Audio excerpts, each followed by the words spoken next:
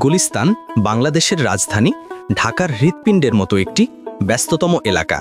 প্রতিদিন এখানে আসে দেশের বিভিন্ন প্রান্ত থেকে হাজারো মানুষ।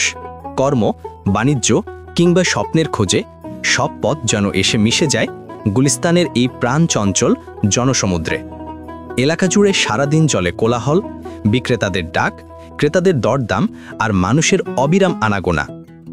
গুলিস্তানের ফুটপাত থেকে শুরু করে শপিং সেন্টার, সব জায়গাতেই মেলে নানা রকম পণ্য। কাপড় চোপড়, জুতা, ব্যাগ, ইলেকট্রনিক্স। কি নেই এখানে? এখানে পাইকারি ও খুচরা দুই ধরনের বাণিজ্যই চলে সমান তালে, আর এখান থেকেই সারা দেশে ছড়িয়ে পড়ে অসংখ্য মালামাল। তবে এই ভিড়ভাট্টার মাঝেই লুকিয়ে থাকে সতর্কতার বার্তা। প্রতিদিন অসংখ্য সরল মানুষ এখানে আসে, কেউ কেউ ঠকেও যায় প্রতারণার ফাঁদে। তাই গুলিস্তানে কেনাকাটা করতে এলে দরদাম না জানলে ঠকে যাওয়া অনিবার্য। আর অবশ্যই মানিব্যাগ আর মোবাইল রাখবেন সাবধানে। এই এলাকায় সজাগ থাকাটাই বুদ্ধিমানের কাজ। গুলিস্তান শুধু একটি বাজার নয়, এটি ঢাকার আসল চিত্রের প্রতিচ্ছবি। এখানে যেমন আছে পরিশ্রমী মানুষের ঘাম আর জীবনযুদ্ধের গল্প, তেমনি আছে শহরের ব্যস্ততা, বৈচিত্র্য ও বাস্তবতার স্পর্শ।